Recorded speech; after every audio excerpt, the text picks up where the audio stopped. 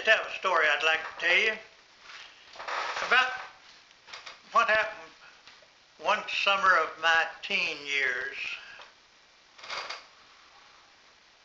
Now, every summer, a friend of mine had an uncle who had a farm down in the country, and so we would go down there to that farm, me and him and a couple other of our relatives, of his relatives, and we would work out with our uncle in the field with his workers and with his brothers, and, like that, and his grandpa.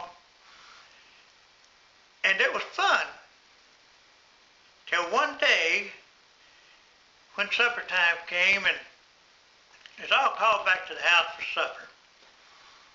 Well, we was glad of that. We was running on ahead and we got to the house, and quicker than the grown-ups. And his aunt needed a bucket of water. Back then you just didn't turn on the faucet. You had to go to a spring or go to the well or other places to get the water. And so I jumped up and said, I'll go, I'll get it. And why did I do that? Because between the house and that spring, there was this bull pen. They kept this huge black bull in. Somebody sawed off its horns so they wouldn't be sharp, but he could still kill you.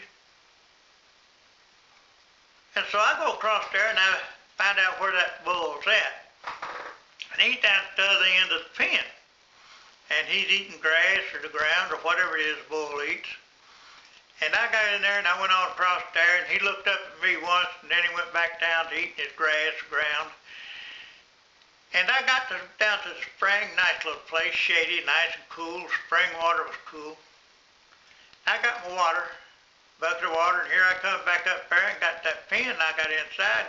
The bull was still down there at the other end. And I got out there, got about halfway across that pen, and here comes this daggone bull. And he's charging like crazy.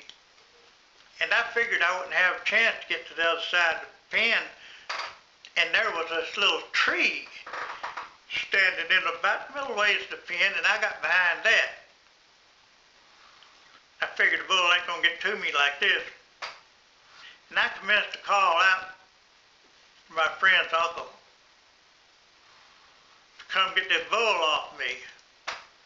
And he stuck his head out the door and said, Russell, come on across there. That bull's not gonna hurt you. And I said, no damn well he's not gonna hurt me.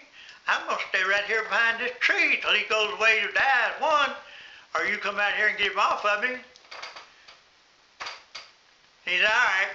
And he come out slamming the screen door, and here he come, got through the fence there and walked right up to this stupid looking bull. He had a ring in his nose, the bull, not the friend's uncle. And he smacked him right on the nose and said, go on, get away from here. And did you know that bull turned around and just trotted off down to the other end of that pen where he had been standing before, and he commenced to eating the grass or the ground or whatever it is they eat.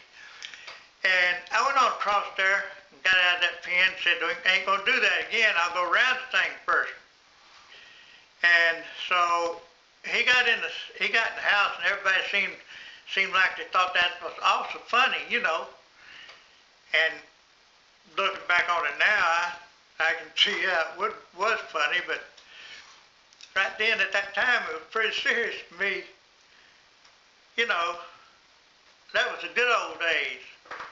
You know, back in the days of the outhouses and no indoor plumbing, wood stoves to cook on. That's what we call the good old days. I don't know about that. Thanks for listening. I'm Russell.